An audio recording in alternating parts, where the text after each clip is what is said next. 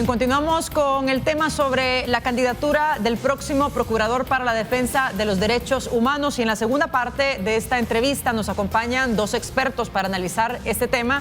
Ya veíamos en la primera parte, conocíamos un poco acerca del perfil de uno de los candidatos y también parte de sus propuestas. Damos la bienvenida a Benjamín Cuéllar, exdirector del IDUCA, y también nos acompaña Saúl Baños, director de FESPAD. ¿Cómo están? Bienvenido. Gracias, Wendy. Buenos días a todos. Benjamín, ¿qué tal? ¿Cómo Gracias, está? Wendy. Buenos días. A ver, entremos de lleno sobre su análisis, su valoración de cómo está siendo este proceso por la Asamblea Legislativa para poder evaluar y analizar los perfiles de los 24 candidatos, ahora que ya pues, ha quedado una lista corta.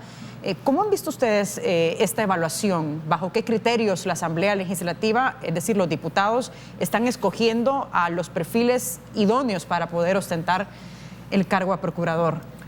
Benjamín. Yo creo que por lo que hay que comenzar es por el hecho de que los diputados no son los idóneos, estos diputados, ¿verdad? Y los que acostumbramos tener en El Salvador no son los idóneos para escoger a alguien que ejerza un mandato tan importante como es el de la misión del procurador para la defensa de los derechos humanos.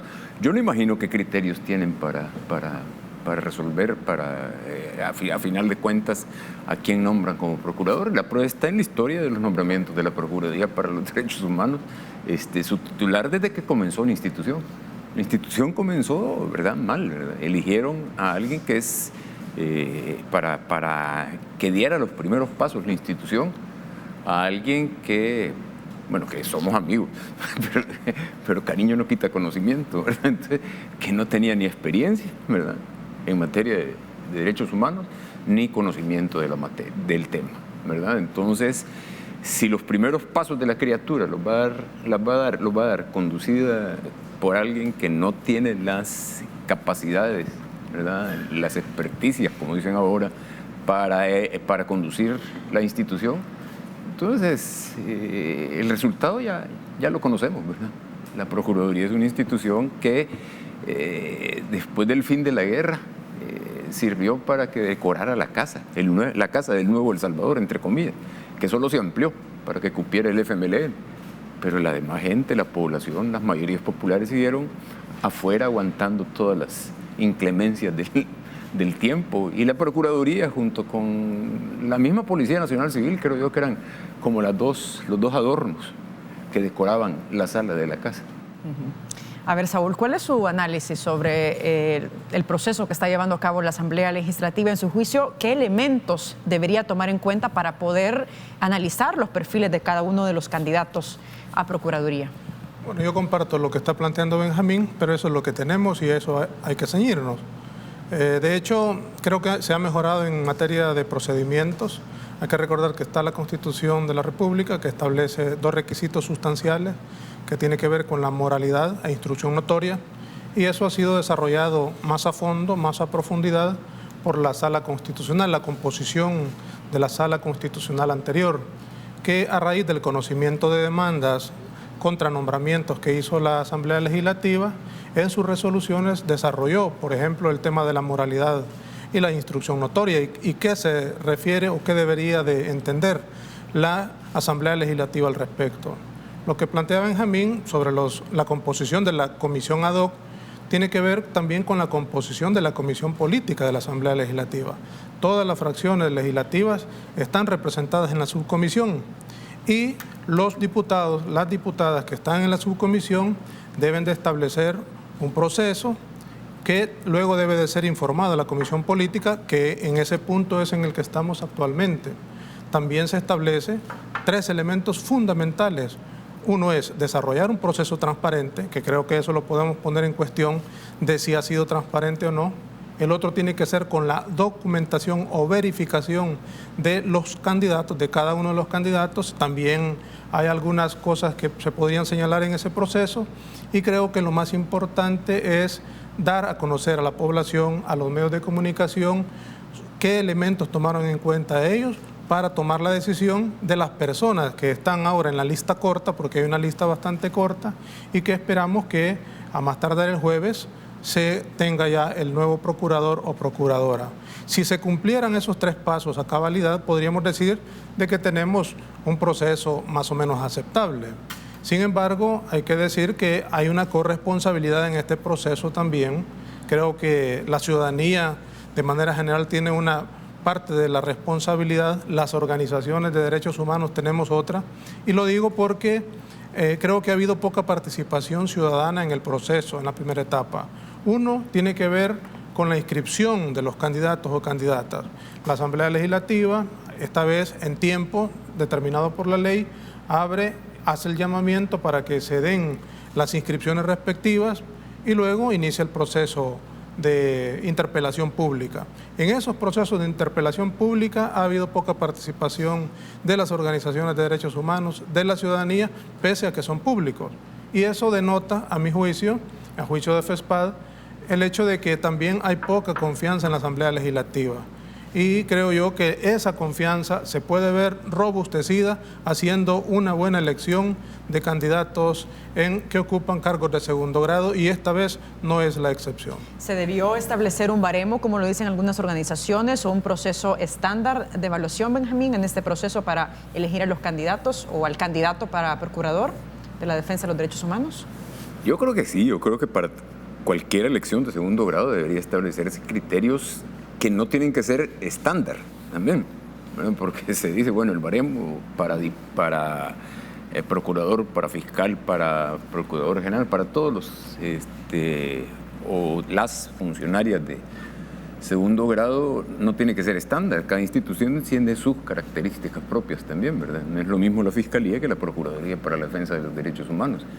Entonces sí se debió de haber establecido, ¿verdad?, un rasero, por decirlo de alguna manera más comprensible, ¿verdad?, un piso, ¿verdad?, que se le debería haber establecido tanto al procurador como a cualquier funcionario de segundo grado, tomando en consideración, como decía, las características propias de cada institución.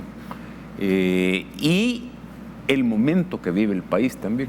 Yo sí creo que es importante eso, ¿verdad? Ayer tuvimos un espectáculo, ¿verdad?, militarista impresionante, ¿verdad? Y cada vez más el ejército está tomando mayor poder, mayor peso en la sociedad, ¿verdad? Por ahí vi ahora, antes de entrar a la entrevista, una pancarta, ¿verdad?, en un puente, un paso a 2 niveles, que decía "Ejército nunca más", ¿verdad? Y alguien salía comentando ahí que qué valor había tenido la gente que había puesto eso, porque las escenas que se vieron ayer son impactantes.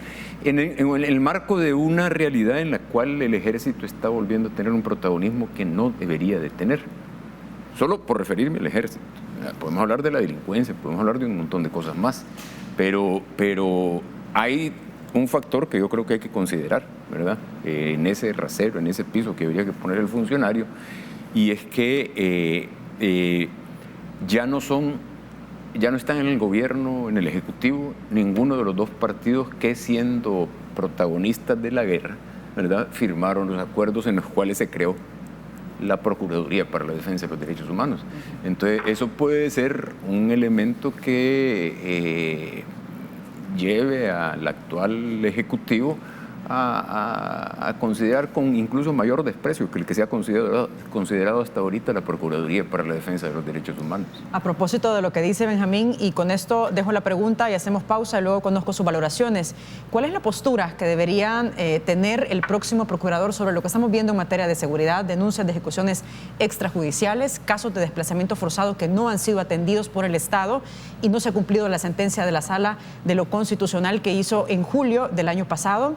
También vemos una vulneración sistemática a los derechos humanos de los migrantes, niños, familias atrapados en la frontera sur de Estados Unidos, una posición pasiva de parte de los gobiernos, tanto el nuestro como de los países del Triángulo Norte.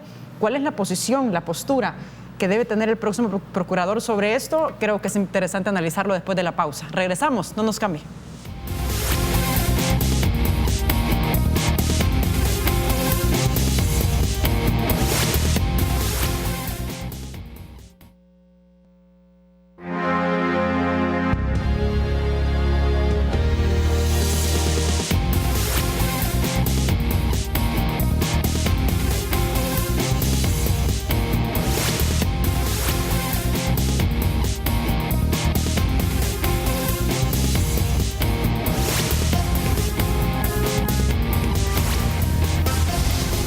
Estamos de regreso, les invito a que participen desde ya en nuestras redes sociales. Estamos abordando el tema de la elección del Procurador para la Defensa de los Derechos Humanos. Son las 7 de la mañana con 34 minutos. En el estudio, Benjamín Cuellar, exdirector del IDUCA, y Saúl Baños, director de FESPAD. A ver, yo les dejaba una pregunta que tiene que ver sobre la postura que debería tener el próximo procurador sobre temas que son clave para el país y que hasta el momento no se han logrado resolver, como por ejemplo la parte de seguridad, denuncias de ejecuciones extrajudiciales, la vulneración de los derechos a los migrantes que estamos viendo en la frontera sur de Estados Unidos, la posición que tenemos como país, al igual que los del Triángulo Norte, y fenómenos como el desplazamiento forzado y las desapariciones. Saúl, ¿cuál debería ser esa posición que tenga el próximo procurador sobre estos temas que hasta el momento pues han quedado relegados? Bueno, yo creo que también hay que agregar otros temas a los que usted ha mencionado que son sumamente importantes, porque también a veces se cree de que la Procuraduría únicamente debe de enfilar sus esfuerzos en contra del Ejecutivo. Sí. Debe de hacerlo, sí, pero también con todas las instituciones del Estado. Hay otros problemas que están pasando, como la desobediencia que ha tenido la Corte Plena de la Corte Suprema de Justicia en cuanto a no acatar la resolución administrativa que emitió el Instituto de Acceso a la Información Pública, que tiene que ver con derechos, nuevos derechos acá en el país. También está la materia de derechos económicos, sociales, culturales, ambientales, que a veces son subsumidos por los derechos civiles y políticos, el tema de la seguridad, el tema de economía, pero son importantes. De ahí que el nuevo procurador, la nueva procuradora debe de tener un rol valiente, y aquí es donde nosotros retomamos el tema de la capacidad que debe de tener, la trayectoria que ha tenido en materia de derechos humanos, porque no todos los candidatos que están en la lista corta tienen esa trayectoria, la valentía que debe de tener para enfrentar a los poderes de acá del país, los institucionalizados y los fácticos, que los hay también. Pero también creo yo de que hay que tocar el tema de la moralidad que debe de tener, la robustez moral que deben de tener los candidatos, a los efectos de que no pasen tan entretenidos atendiendo demandas de carácter personal, sino que se centren en la atención y la defensa, la promoción y protección de los derechos humanos. Creo que eso es lo que ha pasado con la actual administración, de que ha tenido tantos señalamientos personales y ha tenido tantos problemas internos en la institución, que se ha entretenido tanto y ha desatendido los problemas sustanciales acá en el país. De tal manera de que el nuevo procurador debe de tener esa robustez, esa valentía, ese recorrido, un conocimiento de los derechos humanos. No puede haber un procurador que no conozca derechos humanos. Obviamente puede aprender, pero el tiempo de 3 años es tan corto que no hay tiempo para aprender, sino que este procurador que va a tomar posesión el día 22 de este mes ya tiene que enfrentar los problemas que el país tiene y qué va a decir, qué no va a omitir, como ha sucedido en esta administración. Tiene que enfrentarse a poderes que parece ser que le puede resultar incómoda la Procuraduría para la Defensa de los Derechos Humanos, y es ahí donde también el procurador debe de rodearse de un personal, un equipo técnico que conozca derechos humanos. La conducción estratégica, la conducción política de la Procuraduría debe de estar a cargo del procurador o procuradora.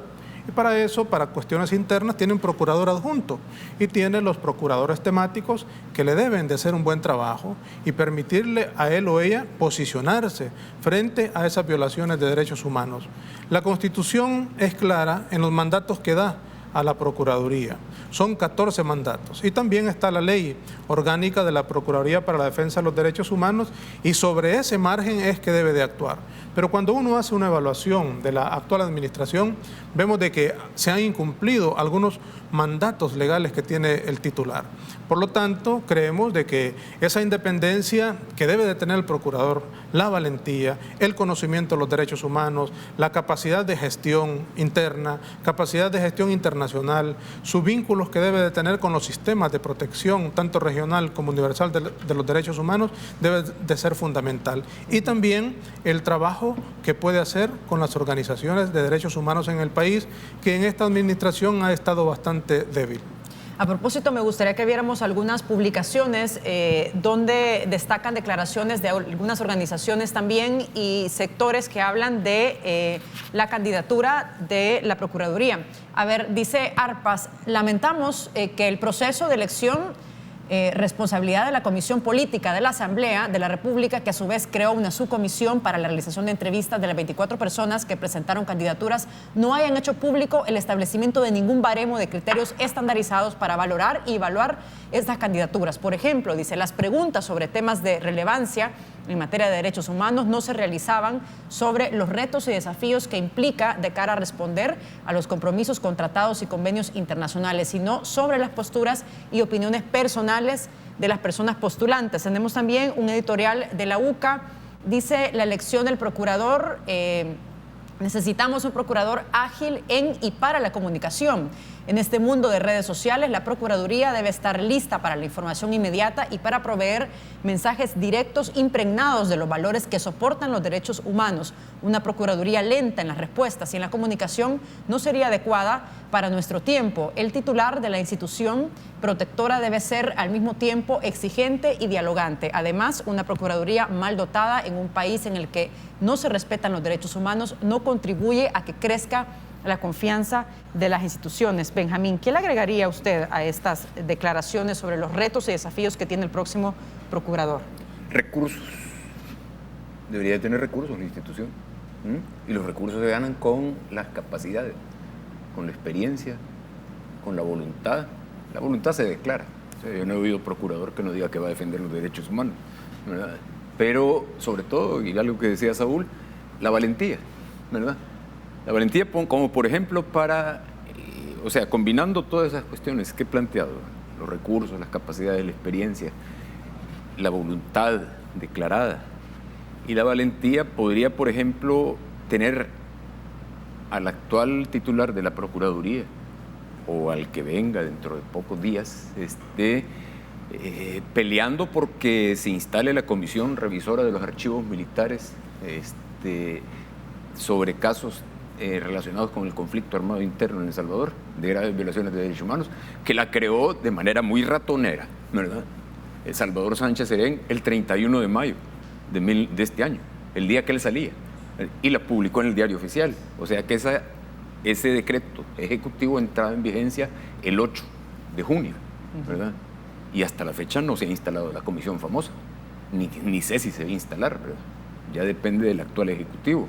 Entonces, si tuviera todos los requisitos, todas esas condiciones de recursos, capacidades, experiencia, voluntad y valentía, ya estaría, por ejemplo, peleando a la par de las víctimas que esa comisión se instalara, ¿verdad? Y que esos archivos se empezaran a abrir, ¿verdad? En el marco de una discusión que tiene la Asamblea Legislativa sobre una ley de reconciliación nacional que va a terminar resultando, al igual que la anterior propuesta, una nueva ley de amnistía disfrazada, ¿verdad? Debería de tener una posición fuerte la institución y su titular, y para eso se necesitan esas condiciones. Uno de los principales obstáculos que usted ha señalado es efectivamente la falta de recursos, pero el presupuesto para este año se presenta el 30 de septiembre, lo presenta Hacienda a la Asamblea Legislativa. Quiere decir que el procurador tiene un año prácticamente con un presupuesto más o menos similar, de 10.1 millones, y de estos 7.8 son para salarios, es decir, queda muy poco para poder tener recursos y atender estos casos que algunos son complejos, Benjamín. Pues sí, los recursos se ganan, se pelean, ¿verdad? Se disputan en la Asamblea Legislativa y en el Ejecutivo con el presupuesto de la mano de las víctimas de violaciones de derechos humanos, ¿verdad? Así se pelean. O sea, se ganan con el prestigio, o sea, con que la gente se dé cuenta que la institución sirve para algo y que la gente diga, denle dinero a la institución porque es la que está trabajando así de manera valiente en la defensa de los derechos humanos en el país, ¿verdad? En un país donde ustedes entre los dos hicieron una larga lista de problemas. Yo agregaría, por ejemplo, los despidos del Ejecutivo ahora, después del 1 de junio, ¿verdad? Violando cantidad de derechos laborales. Solo por citar otra, por agregarle otro a la lista que hicieron ustedes, ¿verdad? O sea, deberían tener una institución y un titular de una institución valiente, ¿verdad? Con voz firme y de la mano de las víctimas, ¿sí? Y eso no existe en El Salvador. Vamos a hacer una pausa, pero regresamos enseguida con más de este análisis. No nos cambien.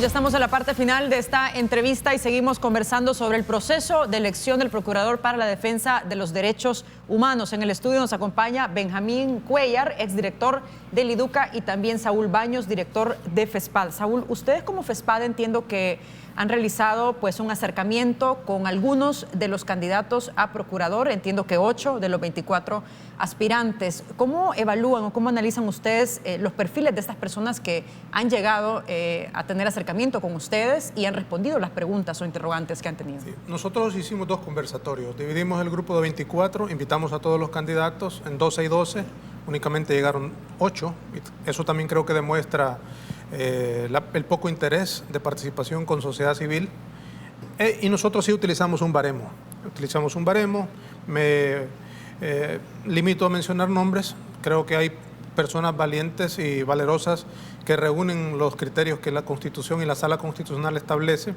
ojalá que alguno de ellos quede como procurador.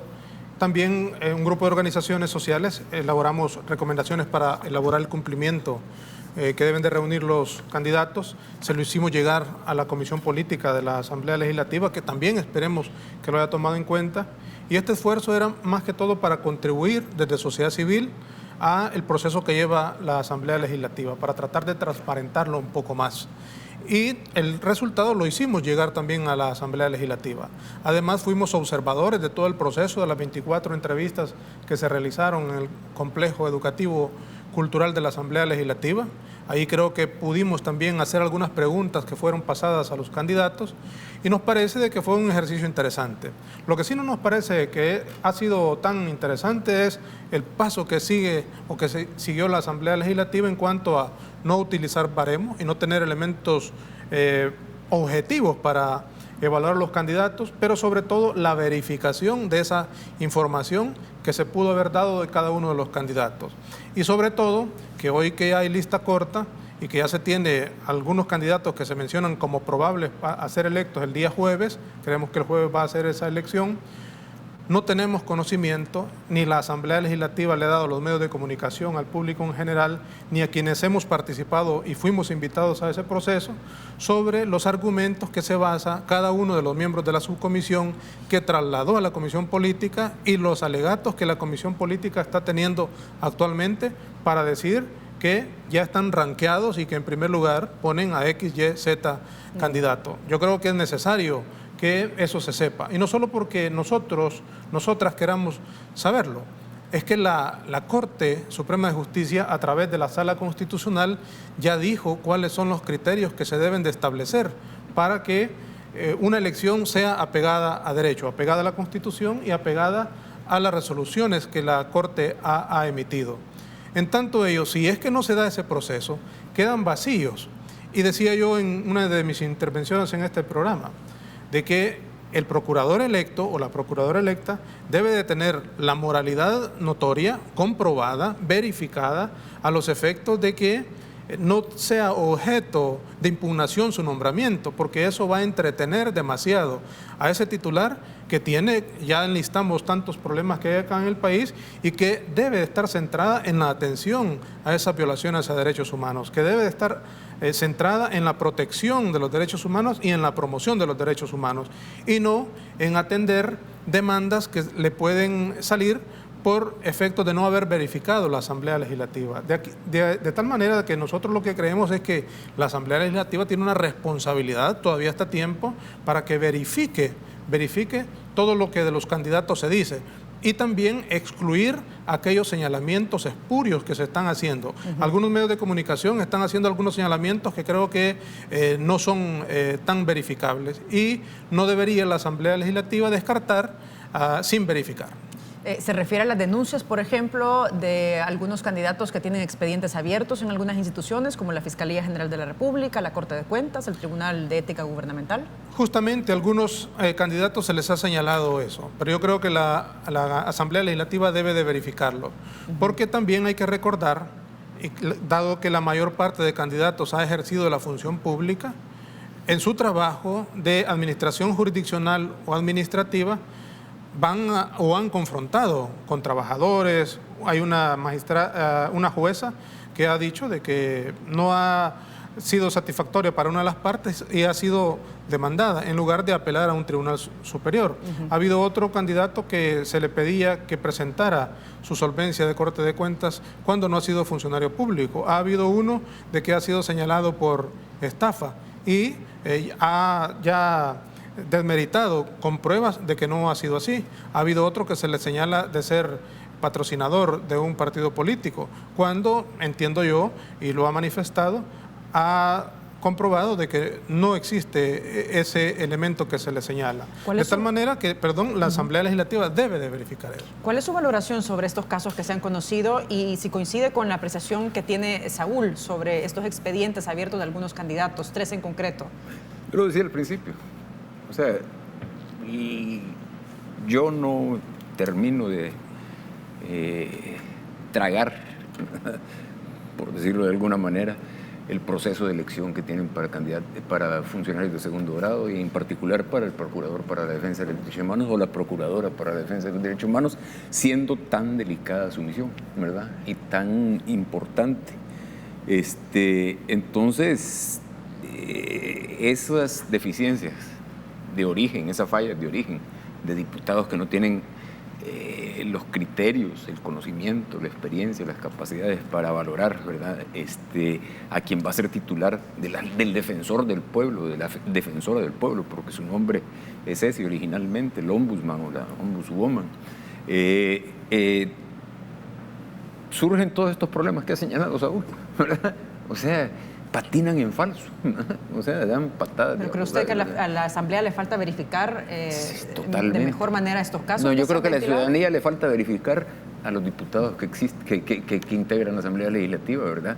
Y ser más demandantes en las candidaturas a diputados para que existan criterios, ¿verdad? Y conocimiento y experiencia y capacidades en una Asamblea Legislativa que debería estar eligiendo los mejores funcionarios, ¿verdad? Benjamín, ¿qué ejemplo podríamos retomar nosotros de algunos de los países de la región que tengan un proceso de elección de funcionarios de segundo grado y en caso concreto del Procurador para la Defensa de los Derechos Humanos? Francamente no conozco yo procesos, experiencias de otros países. Por eso yo me remito a plantear, a ser exigente en cuanto a quién deberían de nombrar, ¿verdad? Ya planteé yo la realidad salvadoreña en cuanto a los procesos de elección, ¿verdad? Y voy a seguir insistiendo en eso, ¿verdad? Mientras tengamos la calidad de Asamblea Legislativa que tenemos, ¿verdad? Que en otro escenario que debería estar el procurador, la procuradora, ¿verdad? En la primera fila de la discusión, que es el caso de la Ley de Reconciliación Nacional, ¿verdad? Y reparación a las víctimas del conflicto y de antes del conflicto, y no lo está. Entonces, yo sí creo que o sea, se me antojaría, ¿verdad? ¿Qué no desearía de que existiera un procurador o una procuradora que estuviera ahorita preparando un monumental homenaje, un acto de conmemoración, por ejemplo, los 30 años de la masacre en la UCA, ¿verdad? O a los 40 años, el próximo año, del magnicidio de Monseñor Romero. O sea, ahí estaba Segundo Montes entre los sacerdotes asesinados, que fue pionero y fue visionario, es vigente en materia de derechos humanos, con el tema, por ejemplo, de las remesas, del desplazamiento forzado. Montes lo vio eso desde ese tiempo. Entonces, no sé, son cosas quizás